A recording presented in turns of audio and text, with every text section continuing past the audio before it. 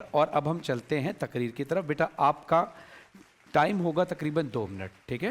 اور 2 منٹ میں آپ کے پاس ایک بزر کی آواز آئے گی, اس پہ آپ نے رکنا نہیں ہے. بزر کی آواز کا مطلب ہے کہ آپ نے 30 سیکنڈ آپ کے پاس اور ہوں گے, 30 سیکنڈ, تاکہ آپ کی تقریر مکمل کر سکیں. آپ کا موضوع ہے تعلیم سکھاتی ہے جینے کا سلیقہ. آپ کا ٹائم شروع ہوتا ہے اب. ججز کی اجازت لیجیے اور شروع کیجیے. اجازت ہے جی بسم اللہ. جب قومیں علم کی شمع سے ضیاء حاصل کرنے لگی تو جہالت کے اندھیروں کا ختم ہو جانا یقینی ہوتا ہے صدر عالی وقار. اور جب وہ شمع شہنشاہ دو جہاں محبوب کبریا محمد مصطفیٰ احمد مجتبیٰ صلی اللہ علیہ وآلہ وسلم کی ذات کی صورت ہو تو اس کے نور سے صرف جہاں ہی منور نہیں ہوتا بلکہ گمراہیوں میں بھٹکتے انسانوں کے دل بھی روشن ہو جاتے ہیں. کہ جب بیٹی کو زندہ درگور کر دینا عام سی بات تھی, جانوروں سے بھی بدتر انسان کی اوقات تھی. کالے اور گورے باہم دستوں گریباں تھے, کیا عربی کیا عجمی, سب نفرتوں کے پاسباں تھے.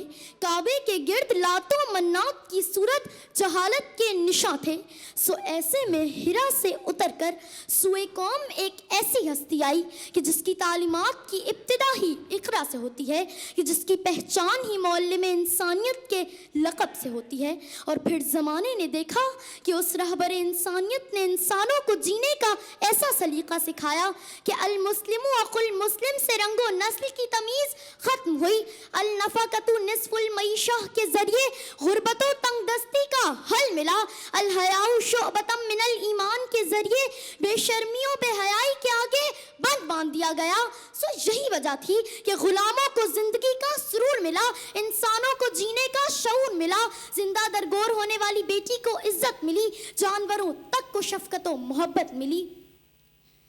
جانوروں تک کو شفقت و محبت ملی. جی ہاں صدر عالی وقار, آج بھی اگر جہالت لسانی تفریق سے لے کر معصوموں پر ظلم و جبر تک, یا پھر سود کی زنجیروں اور کرپشن کی صورت ظاہر ہوتی ہے, جس کا حل میرے نبی کی دی گئی تعلیمات میں ہی موجود ہے, جنہوں نے لقد کان لکم فی رسول اللہ اسوۃ حسنہ کہہ کر ایک مکمل ضابطۂ حیات عطا کر کے انسانوں کو جینے کا شعور سکھایا تھا. کہ میرے ہاتھ میں قلم ہے, میرے ذہن میں اجالا, مجھے کیا دبا سکے گا کوئی ظلمتوں کا پالا.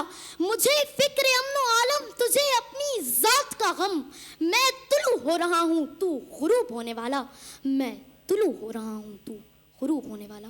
بہت بہت شکریہ. ماشاءاللہ ماشاءاللہ. یہ تھی قرینہ ایوان جو کہ جس سے وہ اسکول سے تعلق رکھتی تھی.